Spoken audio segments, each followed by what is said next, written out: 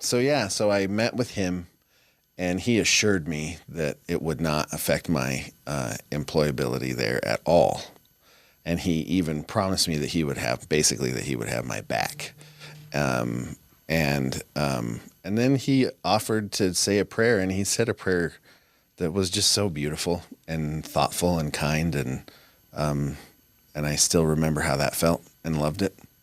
And he said basically what? It was just, praying for just the well-being of my family and support and strength and love for me. And it was just a really beautiful gesture on his part. It was a really positive experience. And so I started moving forward feeling like, okay, well, Kim Clark says I'm fine, so I should be fine. Yeah.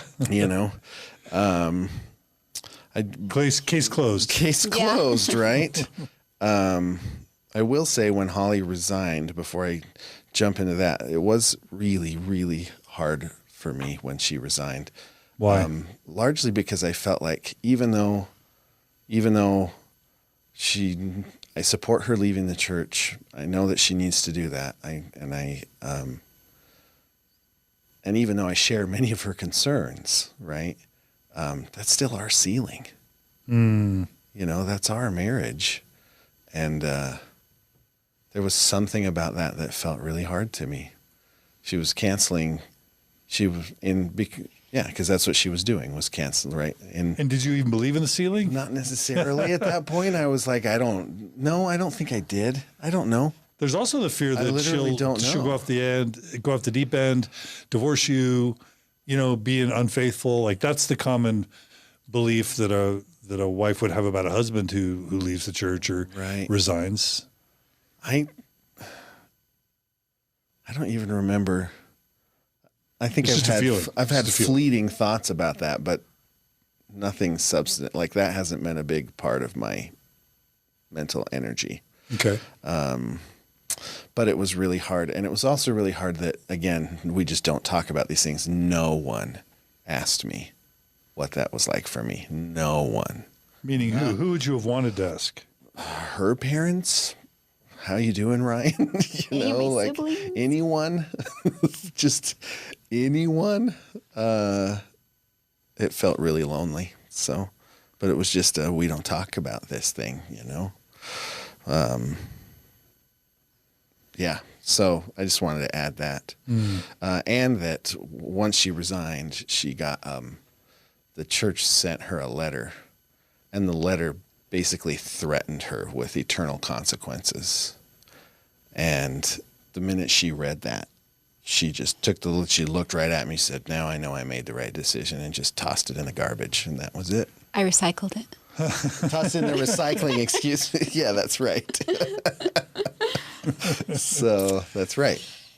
So that was really. Yeah.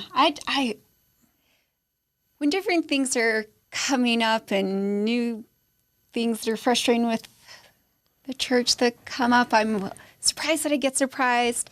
That was another moment that I thought, really, guys? You're going to sit here and try to shame me and threaten me to come back? Don't you know that's part of the whole problem? Right. Anyway, so that was, and it was just, please, come on. And I was really heartbroken because I had hoped that it would be some kind of a generous something, but it wasn't. It was an awful letter.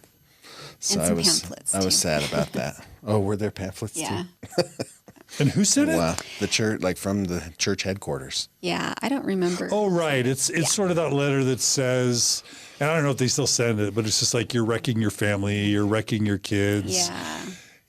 These are all the blessings that you're not going to have anymore. Yeah. And you're now cut off, and cursed be unto you, but you're always welcome back. Yeah. That's an interesting way to say that.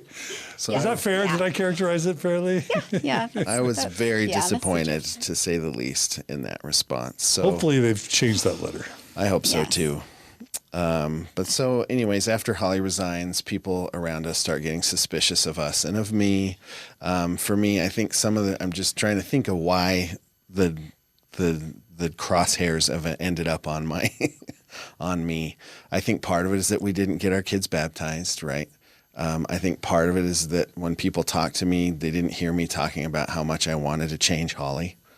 I think part of it is that in talking it over with my bishop, actually at his recommendation, who felt like it would be a good idea for me to not take on any callings, that I needed to be home with my family at this time. But all these things in retrospect kind of drew attention to me. And so I would have like teaching callings and things. And then, occasionally I would make comments, when they would say, dismissive things about other faith traditions, I would raise my hand and push back on that. And I think that drew attention to me. It kind of flags you as scary or as dangerous in the ward. Is that right? I think so. And so then eventually my elders quorum president actually came over to the house and visited with me and just straight up asked me, do I need to be worrying about you? What? And I said, what do you mean? And he said, well, do you sustain the brethren? And in retrospect, what I should have just said is, absolutely I do. That's what I should have learned from Jim and Pam on The Office. What is sustain, really? But what I said was, and I think this. Wait, what do you mean Jim and Pam in The Office? Oh, there's Jim's response to Dwight in The Office whenever Dwight asks him something crazy is to say, absolutely I do. Right? Which I think is a very healthy approach to this. If the crosshairs are zooming in on you, just draw a boundary. Yeah, go there. Yeah. And I never said a peep. So I was actually not, I couldn't say things to people, so as far as like, well, your wife's out there, making people question their faith or whatever. I didn't say anything. No. If I ever said anything, it would passive aggressive with my family, but we were all going head to head sometimes. Anyway. Yeah. So so my response to that was, well, I do reserve the right to hold anyone's actions to the standard of the Savior. Ooh. That was what I said. Which should be great. Bells go off. Yeah, bells I think went off. And then when it really came to a head is that I was attending a high priest group, actually, again, in discussing with my bishop. One of the challenges I had was being in the elders quorum is nobody had really lived much life yet. So the possibility of nuance in the way they saw me in my situation was almost none. And so the bishop, in talking with him, he felt like it might be a good idea for me to attend high priest group instead. So I'm in high priest group, and the high priest group teacher gets up to teach a lesson. And in the lesson, he said, and this is an exact quote, that what gays do is lower than animals. And I just had this really strong emotional response because I had survived my own suicidality, and I was now aware of the death by suicide crisis in the LGBTQ community, particularly within the LDS community. And so I was just shaking. I was so upset by that. And I raised my hand and I said, we have to change the way we talk about our gay brothers and sisters. We can't say things like that anymore. I said, this is no longer the position of the church, because I knew that I had read Miracle of Forgiveness earlier in my life. And I knew that that was a paraphrase of what Spencer Kimball had written. But I challenged it and I said, this is not the position of the church. And I waited for things to kind of die down in the room. And I walked out of the room, when I felt like it wouldn't just be super disruptive. And two of my friends followed me out, or people who I thought were really good friends. And they started asking me, you can talk to us, Ryan. We can tell you're upset. Tell us what's on your mind, what's frustrating to you.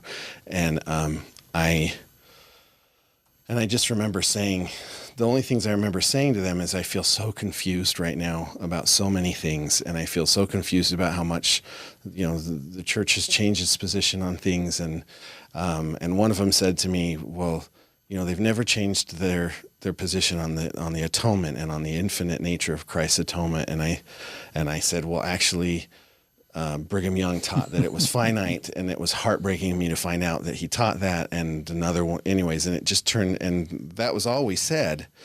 But in the end, what happened from that conversation, after they told me that they were so safe and they were concerned about me, one of them was my elders quorum president from before, who had since been made a high priest. What they ended up doing is that the two of them actually went to my bishop and basically accused me of apostasy. And they kind of drew it out of you, and then so, turned you in. Well, but they didn't, like, literally all I said was, I'm confused. And then I said on that one thing about actually Brigham Young taught this once, and I'm confused. That's literally all that I said to them. But like the irony of this, right? Someone had just actively taught hate in the classroom on a position that was against the position of the church. Around what year is this? This is 2012. Okay. Right. So right after the Mormons and Gays website had come out, actually. Mm-hmm. So that teacher taught all those things which were against the church's position. He didn't get called in. Because you followed up and asked. Yeah, because most bishops didn't even know the Mormons and Gays website existed, let alone had read it. It was one of those under the It's kind of like the church does in modern times. They do these things for PR so that for the world, they can have a public position, and for liberals and progressives that pay attention, they can sort of not hate the church and not want to leave it. But they don't tell the leaders, or they don't make a big deal about it. They don't talk about it in general conference. They don't tell the general membership. And so everyone else is kind of unaware. So to your elders quorum friends or high priest group or whatever, they're just like, whoa, you're in apostasy, when in reality, you're more in sync with the church than they are, but they don't know. Right. Yes. And so my bishop called me in and led with this question. He said, okay, Ryan, we need to find out where you really are. That was and I went, and my heart just sunk. It was like, I mean, at this point, I would have given anything to have someone embrace me with compassion, to offer support to me, to offer me answers. Like, I would have given anything for that.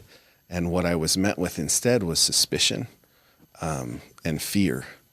And basically for the next hour we sat and talked, and he specifically said that he was trying to figure out if he could endorse me for my job, which is unbelievably stressful.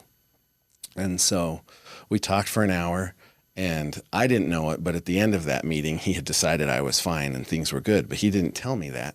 So I spent the week not sleeping, wondering, because my understanding was he was going to be praying about it and trying to get an answer about whether he could endorse me. And also, my entire time at BYU-Idaho, my highest student evaluation scores, they have a scale of 7, and I scored 7 out of 7 every semester on he brings the gospel into the classroom. Like, I took very seriously my responsibility to be engendering and nurturing faith in my students. And so it just made me wonder, kind of after I listened to the interviews you posted, the language that he used was so similar to the language that your leaders used with you, and that strikes me to this day. I did learn in a subsequent discussion with my bishop, that there's just this perfect confluence of events around paranoia. But Carlos Godoy, who was my mission president, and now 70, and in one of the 12, it was either Elder Ballard or Elder Oaks, and I can't remember which one, had come and given a regional training where they had basically warned all of the local leaders about the dangers of apostasy.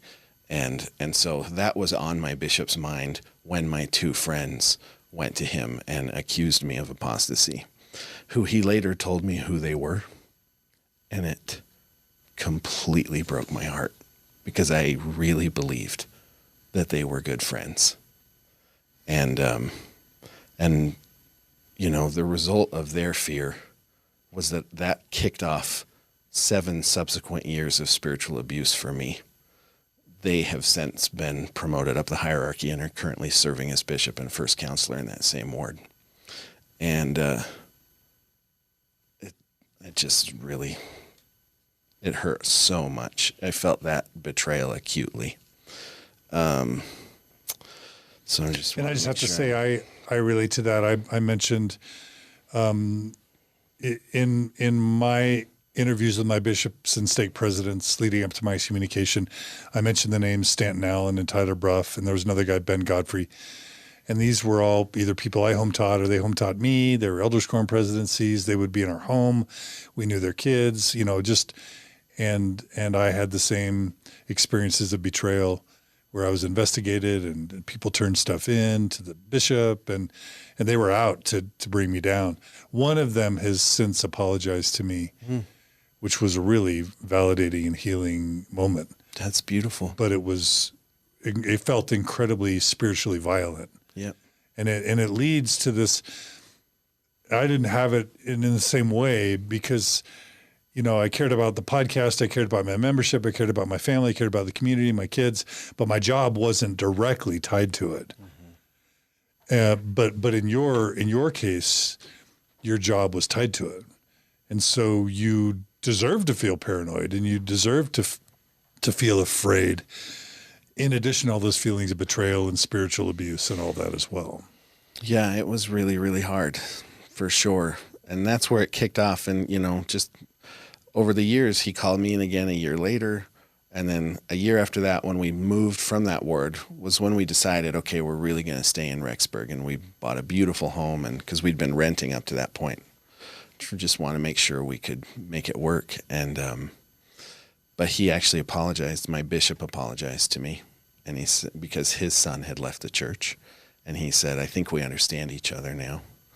So at some point, that bishop apologized to me.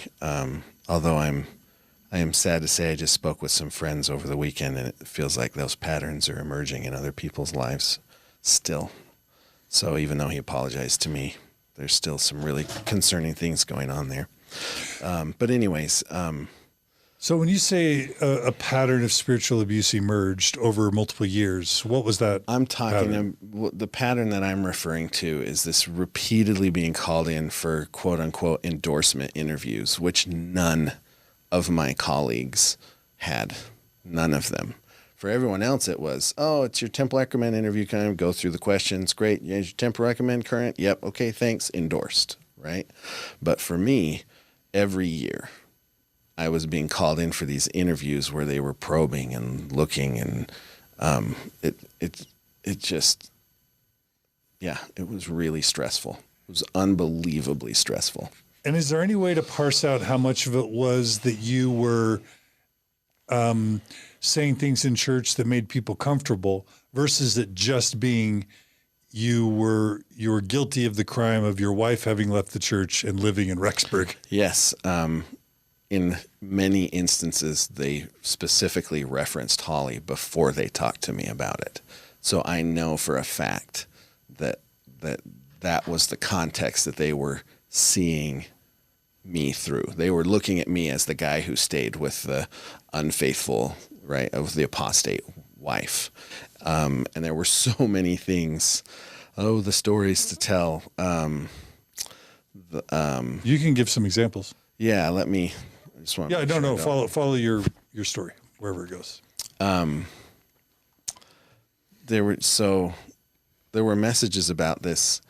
So on a larger cultural level, Quentin Cook came and spoke at a BYU-Idaho commencement, and he gave a talk where he gave a cautionary tale about a couple where the wife was less faithful to the church and the husband chose to stay with her, and eventually they both lost their faith and lost all their blessings. And I was sitting there as a faculty member at BYU-Idaho, just like. What do you think Quentin Cook was trying to say? It felt really clear to me that, he actually made a side comment after he told the story.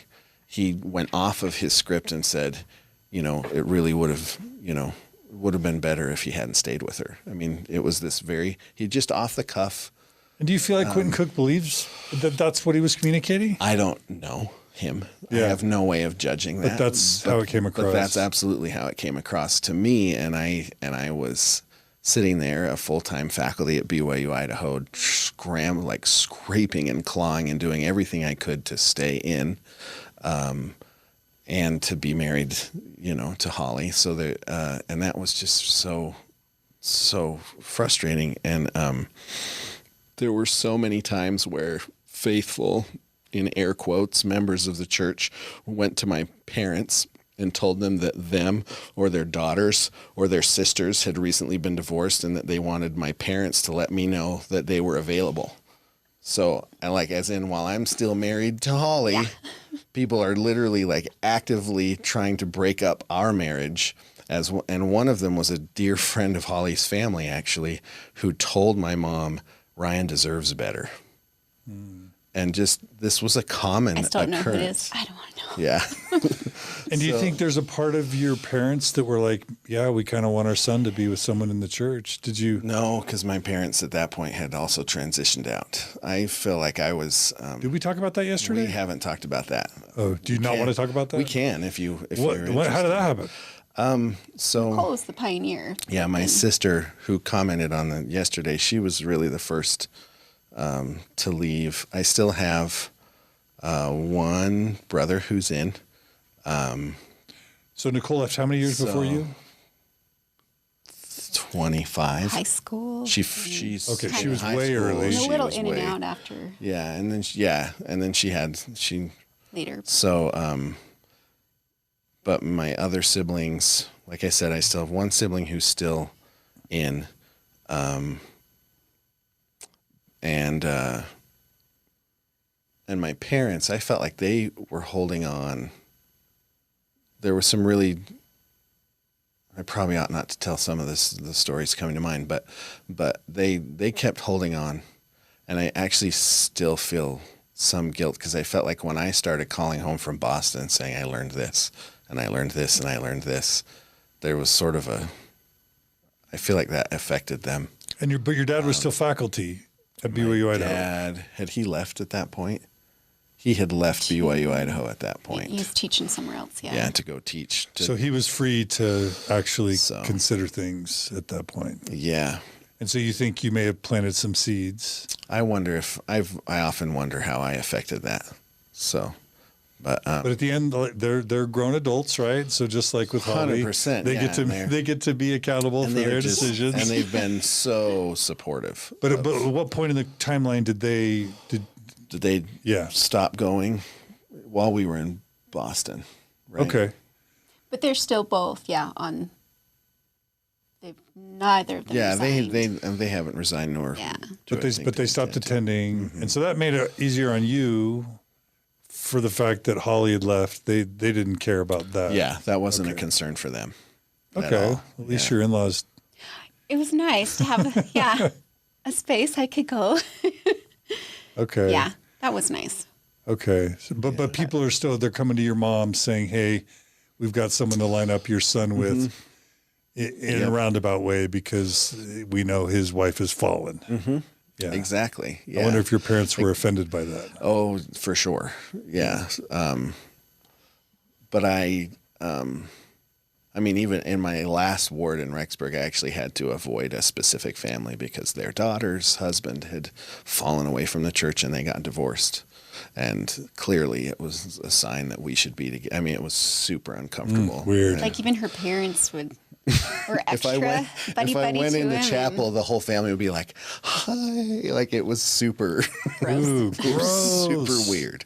So, and I've heard that a lot in reverse, where the wife stays, but the husband leaves the church, and so the bishop and others give messages to the wife that there are other worthy priesthood holders, that she won't be going to the celestial kingdom if she doesn't get that righteous priesthood holder.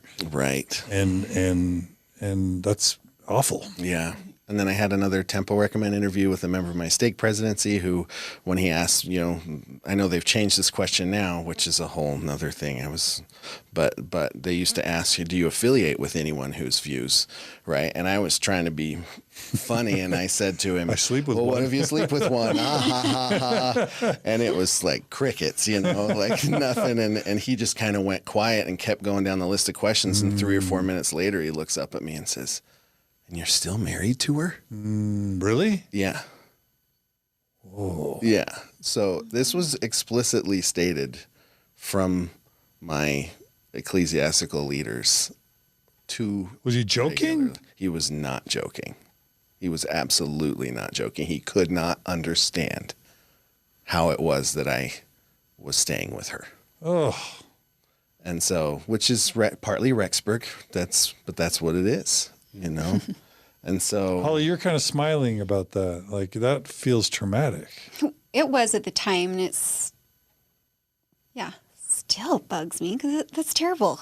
That's horrible, to overnight brush, throw someone out. But anyway, yeah, I don't know. And I just during all of it, I felt protective and really sad and frustrated and angry that he was being treated this way. Besides the way they viewed me, and that's another issue, but the way they were treating him, that I thought, oh my gosh, give this guy a break. He is going to church every Sunday all by himself. He's going. Yeah. Why are you doing this to him? He needs someone to give him a hug and be like, you know what? We're here for you. We're supposed to be here for you. Why? Anyway, it was hard to watch and made me really frustrated and sad for you. Yeah, there's a comment from a listener or viewer. Nancy writes, I love how, quote, family is central to the gospel, unquote, but then they try to break up a family if one is unbelieving. So frustrating and sad. And that's weird because you do think Mormons are all about families until like someone falls off plan. And then all of a sudden Mormons are breaking up families. And it's just kind of a odd, weird, bizarro land that is a reality for so many people, unfortunately. Yeah. Yeah. Yeah. And there are so many who really family is number one, right? Like there really are. I have a lot of great friends who they really mean it when they say that. Yeah. So, but there are real doctrinal and institutional pressures to either stay in line or you risk the family being fractured, whether it's through divorce, pressures, financial stuff, in-laws. Those pressures can be real and scary. For sure. Yeah. And they were really scary. Yeah, I mean, and then another, so I will say, so I went through those 3 years with the one bishop, we moved, and the bishop that we had when we moved to the new neighborhood was amazing. Meaning what? Let's talk about the good. He called me in for an interview, and I got sick to my stomach again. I thought, here we go again. And he sat me down and he said, Ryan, I want you to know people have been trying to tell me things about your family. Which is weird. Which is weird, right? For the last month, they've been trying to tell me stuff about your family. I think the first Sunday that we was, I don't know. Church. Whatever it was, before we even actually moved into our house. It was before we had moved into our house that what people are people were going saying about you before you even arrive? We did have two allies in the neighborhood, though, that I grew up with, a couple that had my back. Yeah. Which was they so had nice. Gone, they had gone to the bishop and said, stop the madness, basically. I just wonder, what are people, this is a couple's coming in, like, this is great, and what are they possibly doing? Yeah. Small town, man. Wow. So he told me that people had been trying to tell him about me and my family for a month, and he said, I want you to know that I stopped all of them, and I would not let any of them talk. Nice. Because I want to hear it from you. And then he said, and I want you to know, you don't have to tell me anything, right? So he was very respectful of my boundaries that way. And he said, but anything you do want to tell me, I'd be happy to listen. He said, but I just want you to know that I see myself in one way with you, and that's just to be supportive. And that was it. Mm. That's what needed. It should look like, you know. I definitely believe that if he had remained my bishop, that we likely would have stayed in Rexburg quite a bit longer. Mm. But sadly, he was promoted up to the stake leadership 8 months after that. And the new bishop that was put in is somebody who grew up in Rexburg, got his school through CES institutions, moved back to Rexburg, and has been teaching seminary since then. And so his whole... Had that previous bishop served 5 years, or was he removed early? He was removed early. Okay, so that makes me a little suspicious that they're trying to... They're following you, trying to get rid of you, that they're afraid of you at some higher level, which, you know, it's weird for me because you didn't have a podcast, right? No. Yeah, but like the church is not beyond pressuring a bishop to go after someone. And then if the bishop doesn't toe the line, removing the bishop and then and that's what they did with my stake president. Right. They put in a stake president that would do the job because my previous one wouldn't do the job. And do you think that there was that going on? I don't know. It would be too easy for me to get paranoid. So I'm kind of like, okay. I just don't know. Did you think about that? Did you wonder about that? Only after I listened to the interviews you posted. Because the patterns were so similar that I went, oh, wait a second. Yeah. So, but I certainly don't know. But he called me in for an interview, the new bishop, the seminary teacher, and it was awful. I mean, I just don't understand, Ryan. I don't understand how you can be a good priesthood leader in the home and not be baptizing your children. And, it was those kinds of questions. And I walked him through. Thankfully, I was very familiar with the scriptures and had my Terrell Givens ready and and walked him through scriptures that talk about how, God can work through people who aren't, members of the covenant and, sacred. What's that? There's that scripture that Terrell Givens likes to point to, a lot of the sacred people sacred leaders I have, whom you know not of, things like that. So I had to kind of walk him through basically had to train your bishop. Yeah. And so I did my best to do that. And by the end of that, he said, you know what, I think we're good here. And I said, great. And okay. But so on the one hand, it's great, but on the other hand, it's like now it's a continual. I'm back on track this to is be fourth year in a row. It's more harassment. It's stressful. You just want to keep your job. You're teaching well. And no one has those interviews. No other faculty. Yeah, that's what I told him. Oh, okay. Nobody has those.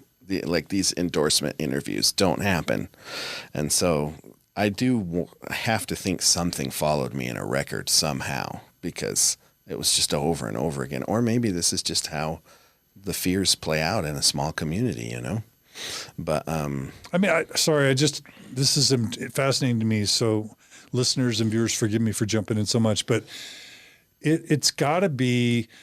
The good thing about a small town is that it's close knit and everybody's on the same page, and which provides a lot of social pressure for there to be agreement and conformity. But it's also got to be that if somebody leaves and somebody's not in line, that can have a ripple effect in a close knit community where everyone talks, where it can do a lot of damage in a short amount of time. It must be that when the field is all white flowers, that one red flower just sticks out way too much. It's too threatening. It's too dangerous. And I love that you wore red today. There you go.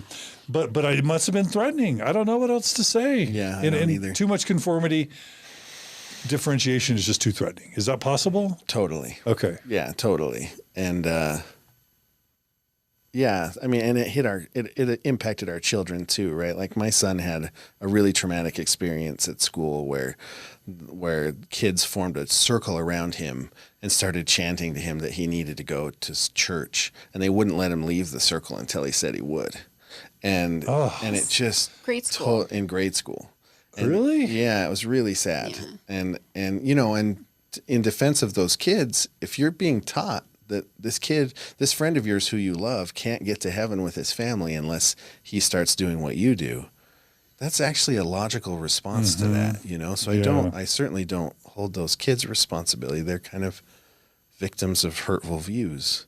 Yeah. But it definitely hurt our children, And another time where a niece of mine told my son that he was going to go to hell. And again, I don't feel any anger towards that niece of mine for that. That's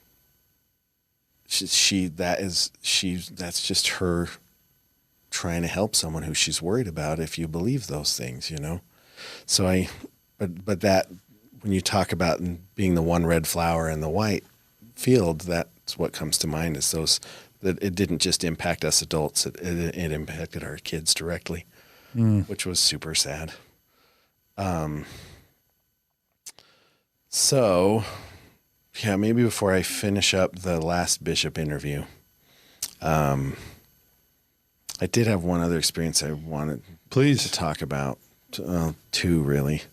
One is that the last time I listened to General Conference was 3 years after Holly resigned, and I was actually out in our garage building bookshelves, and I'm out there listening to it just by myself, and Dallin Oaks gave a talk that basically minimalized every concern that Holly had. And for some reason, can you remind us about the talk? I just remember he was addressing the role of women directly, and I don't, but it was the way I felt was 40 years of progress just got thrown under by this one talk, you know. I'd have to go back and find it. Maybe I could. But it was, you know, it was reiterating the proclamation and making it very clear that the role of women is to be a mother, and that is what their role is. And I just remember it felt so dismissive of all of the concerns, the heartfelt concerns that Holly had, that I shared. And actually, that's like, I just stood there in my garage by myself and I just started crying because that's when it hit me that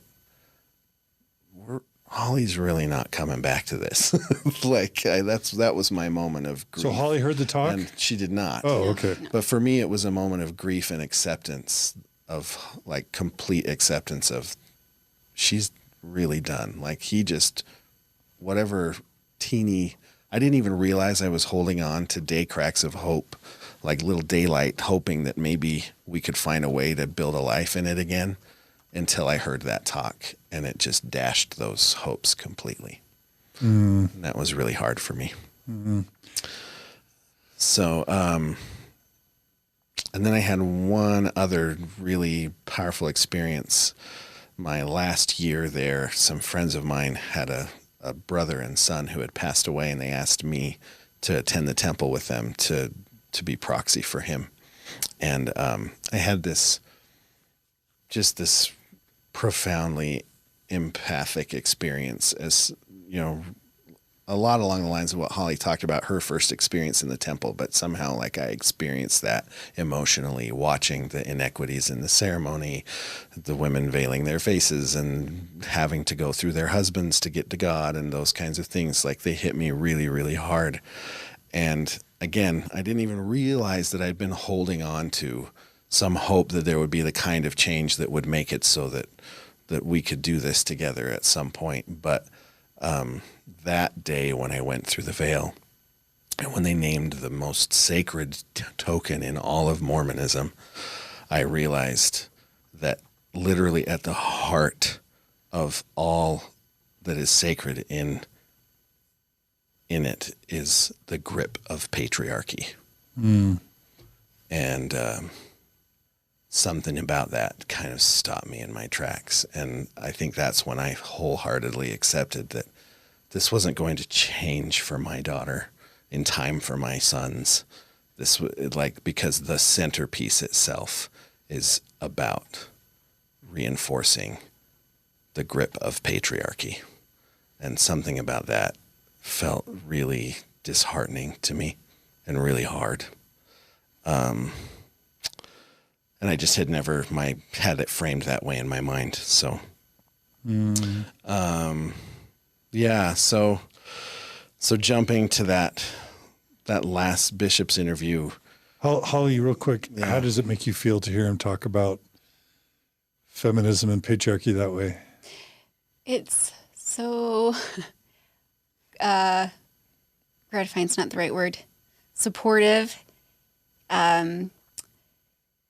Because, you know, it's hard to explain something to someone else who isn't experiencing it. And, you know, I don't know. It just felt really good. Felt really good to be believed. So, and yeah, and then just the way that you framed it and the way that was framed in your mind, it's like, dunk, yep, that's true. That is how it is. You know, so yeah. Nice. So, yeah, should I just jump into it? Yeah. So a year after the new bishop gets put in, I had the first hour with him. It was actually an hour and a half. It was really, really stressful, but then he said we were all good. And the next year my temple recommend was going to expire. So I knew I needed to get it renewed. And I very intentionally set up my temple recommend renewal interview with a counselor in the bishopric so that I wouldn't have to deal with him again. So I go to my temple recommend interview. I'm sitting outside the bishopric office, and I get a call. It's the executive secretary. The bishop has changed the appointment. He wants to meet with me instead of his counselor. And that's just like, oh, here we go again. This is, even though he had told me we were completely good, everything was great. He supported me. And so the bishop came, and I sat down with him, and he started the interview in what felt like a really grace-filled way. He said, Ryan, I've been thinking a lot about your wife. And he said, I want you to let Holly know I don't see myself as her bishop. And I thought, oh, that's actually really sweet, right? Like he said, I just let her know if she sees me around, I don't see myself that way. And I'm just a neighbor to her. And I just don't want her to feel uncomfortable when she's around me. And I'm just thinking to myself, this is really cool. This is a different person, right? And then he says, because in the end, I'm really only here for people who want to repent of their sins. Oh. And that was like a punch to the gut. And that's when I knew, like, oh, it's on. He's coming after me right now. And so he pulled out the temple recommend binder with all the questions, and he looked at me, and said in his very inspired, soft voice and a twinkle in his eye, these questions are so impersonal. Why don't we just set them aside? Oh. Ding, ding, ding. Ding, ding, ding. Yeah, exactly. And then he just started, same thing as the last time before, he just started coming after me. And he did go through the questions, but he was asking a whole ton of follow-up questions, and he was fishing. He was fishing. Is that how you felt? Yeah. Oh, totally. Yeah. He was absolutely, it was a witch hunt. He was, or a warlock hunt or what. He absolutely had an agenda, and he was trying to get me to mess up or something. And it dawned. Did it sound a little bit like my interviews with my bishops and stake presidents? Totally. What kind of stuff? And just the tone, the types of follow-up questions, he would, and if he framed a question to me, he would like make me look at the picture of Christ suffering Gethsemane on the wall, and then say, if he did that, then maybe we need to expect a little more from you, is what he said to me. How is he seeing you falling short at this point? I'm just, because in my case, I had a global podcast that they perceived as taking people out of the church. Mm-hmm. You're just a BYU-Idaho faculty with a wife who isn't in the church. Like, what is making him see you as such a threat? He did bring up again the fact that my children weren't baptized. And that he couldn't figure out how someone could be a fully believing, worthy priesthood holder without doing that. And did you explain that as just you being respectful of your wife? Totally. Yeah. Yeah, absolutely. And he was really concerned because with the previous super supportive bishop, again, at his recommendation, he was like, I think you should just come to sacrament meeting.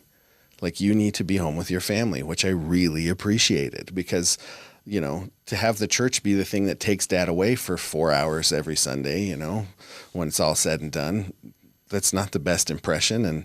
And anyways, so the supportive bishop actually recommended that I just go to sacrament meeting and maybe occasionally come to priesthood.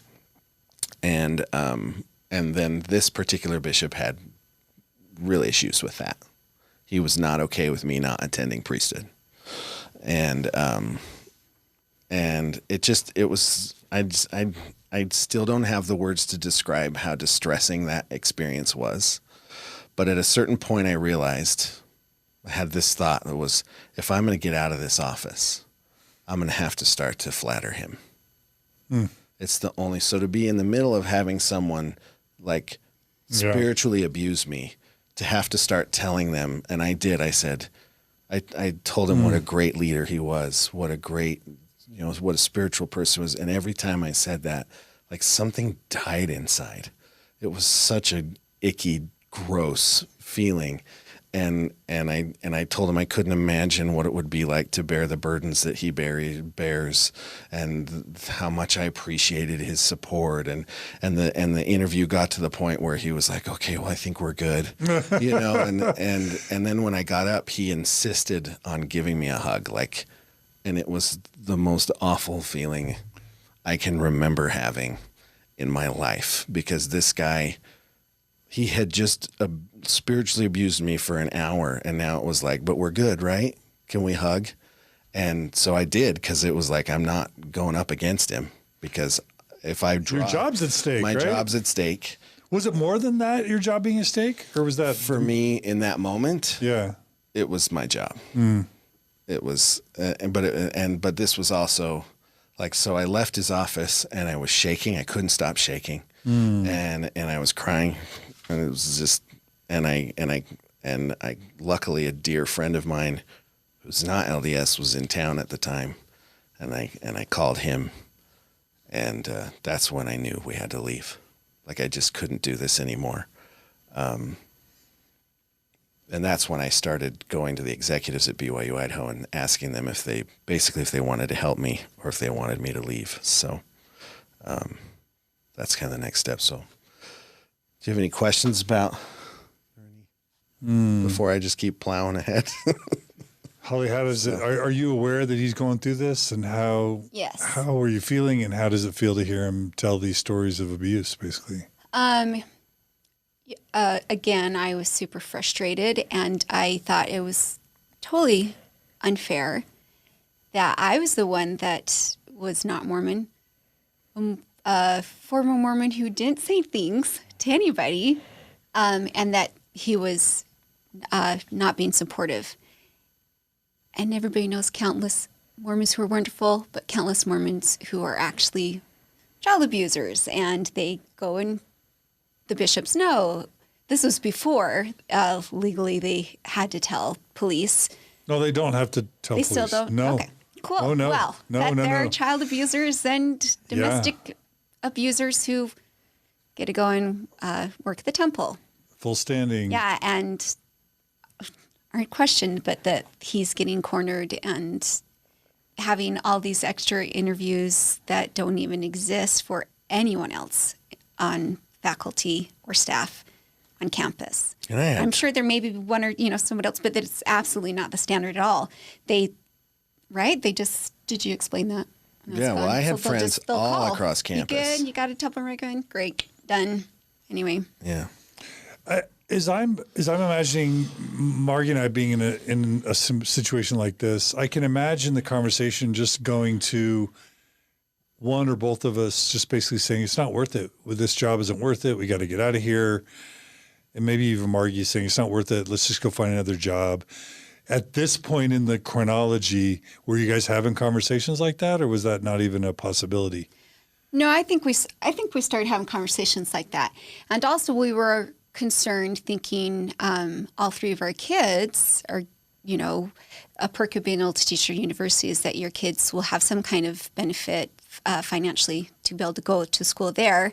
And that wasn't an option for us. And so we thought, well, if we were able to get another job, that's another benefit. Our kids can go to school there, because we don't want our kids to go to school up here. And really, it's just the way that it was.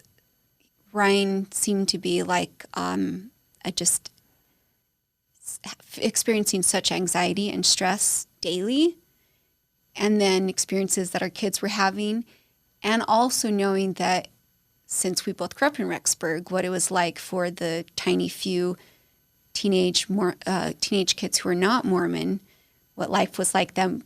Because once kids get up to dating age, that's a whole nother ballgame within Mormonism. And for the kids who are not Mormon, a whole nother ballgame of prejudice and, but dating and yeah. Anyhow, so we thought, how long do we want to stay here? Do we want to stay here? And if we do, those are big issues that we're going to have to figure out. And Ryan and I grew up Mormon in Rexburg, and things were fine for us, but anyway, we don't know what it'd be like for them, and it didn't sound good. Did you have the same stake president in both places, or different stake president? Different stake presidents. And actually, the thing that happened was after that last bishop's interview, I had to go to the stake presidency to get my temple recommend renewed. And the person doing temple recommend interviews that night was my previous incredibly supportive bishop. And was he in the stake presidency or stake high council? In the stake presidency. Okay. And I was still he could see that I was shaken and upset, and I told him everything that happened. And again, he was just incredibly supportive, and he assured me that if the bishop actually did come after me, that he would stop it from moving forward. So it was this bizarre, like just from one side of awful non-leadership to the most supportive kind of leadership, just back to back. Because oftentimes in these situations, it's sort of like an area authority leaning on a stake president who's then leaning on a bishop.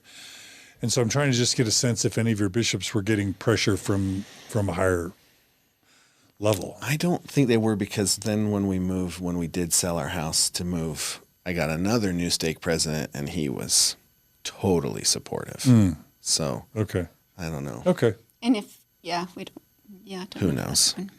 Yeah. Okay, so now you're in the chronology. You're basically feeling awful about your church situation, and you're feeling like you need to talk to your school officials again. Is that what you said? So what I did is I set up a meeting with the academic vice president, Kelly Bergner, and I basically went to him and said, "Look, I wrote out a huge letter about all the things that had happened to me." And I sent them, and I copied in the people, including the previous bishops who had been involved in this. And I said, here's my take on what has happened over the last 7 years. Please seek out like the other people's version of events, because I'm sure that there are things I could be missing.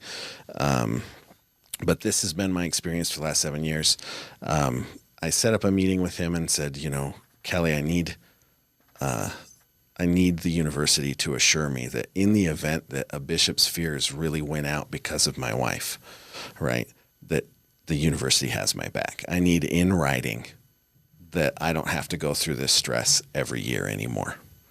And so he went to the president. Did you have enough power or standing in the university to do that? He was or enough options? Because I would imagine some in that situation as faculty at BYU-Idaho wouldn't want to introduce any of that. They would want a firewall between what was happening in the ward and their university. Oh, yeah. And they wouldn't want to even introduce that there had been problems, because it could pollute it and introduce more problems. Versus if you feel like you have power standing at the university and other options to go to, then you would feel like you were in a bit more of a position to sort of demand some sort of a reassurance. For me, I would say it was more just sheer naivety and a belief in the goodness of humans, what's that? Kelly, I was going to say, but they all knew, Kelly knew the whole situation, so... Because I didn't totally understand it all the way. So the vice president previously was a member of the art department faculty. So he was a dear friend of Holly's family. So he knew everything that was going on already. What? Small town, man. Yeah. So these bishops were informing the... No, Holly's parents had talked with him. Well, he also knew. Yeah, right? Everybody knew. Yeah.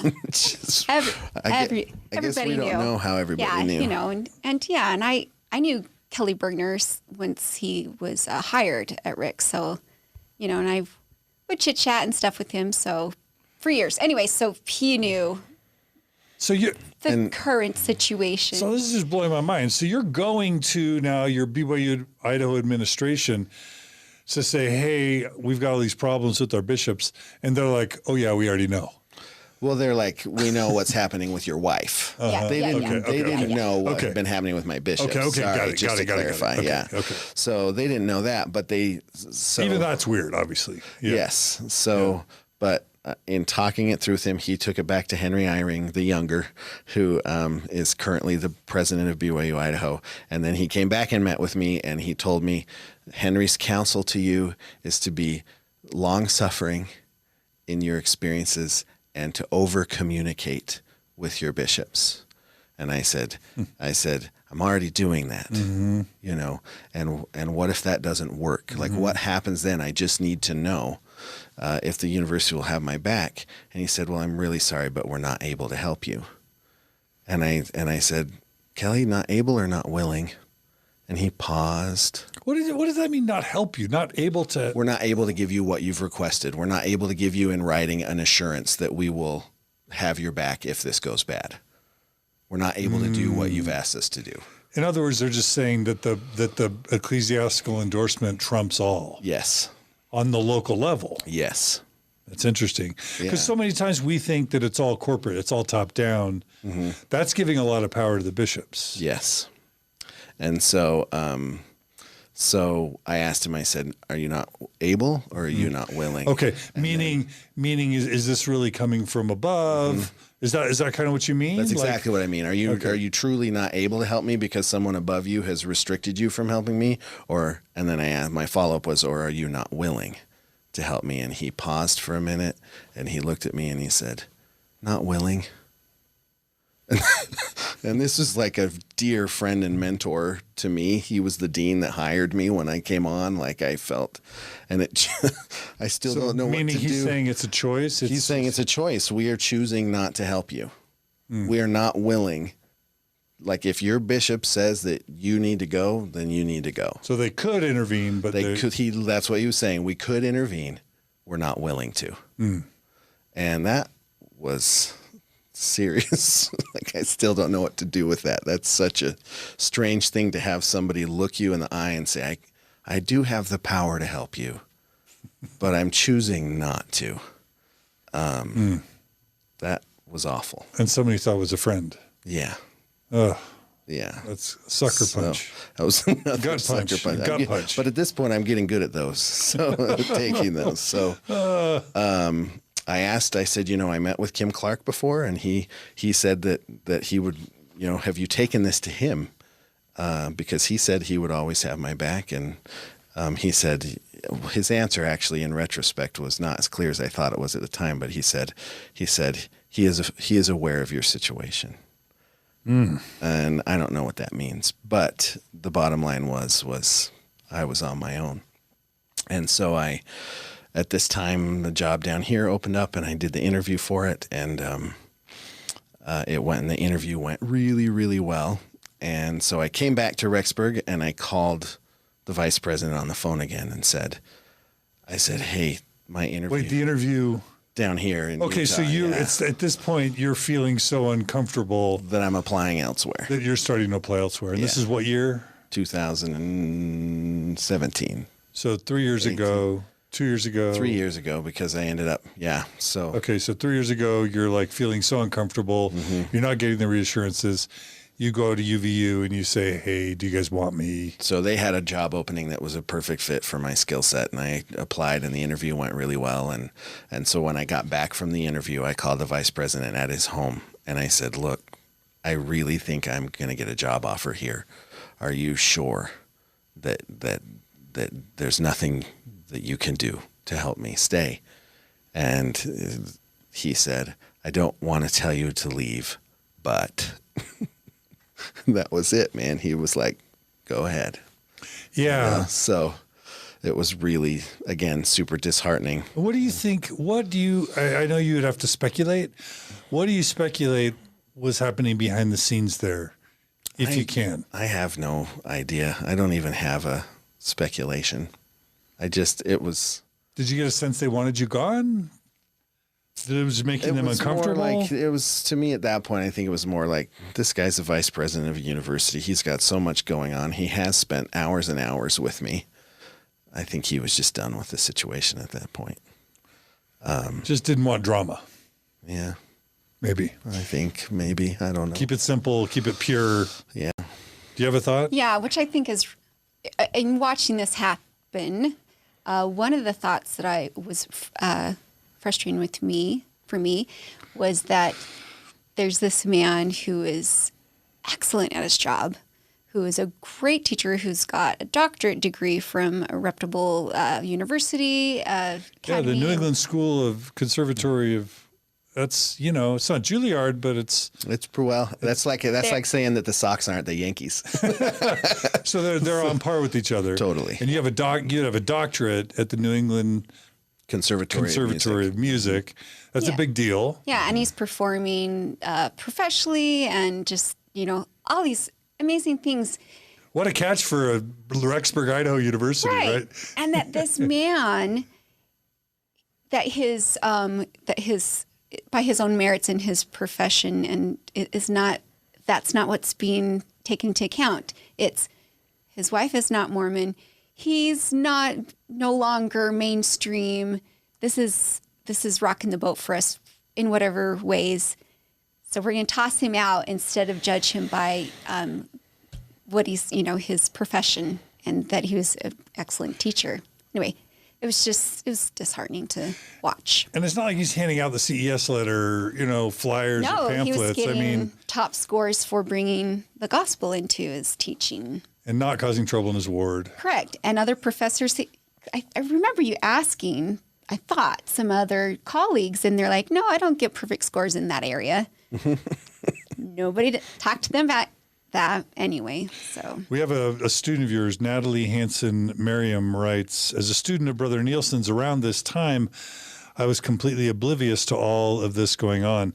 I respected and looked up to him then as a fully believing member. I had no idea the depth and struggle that was going on back then. Serious props to these two. Oh, wow. Do you remember? Totally remember Natalie. Yep. And how does it feel to have her share that?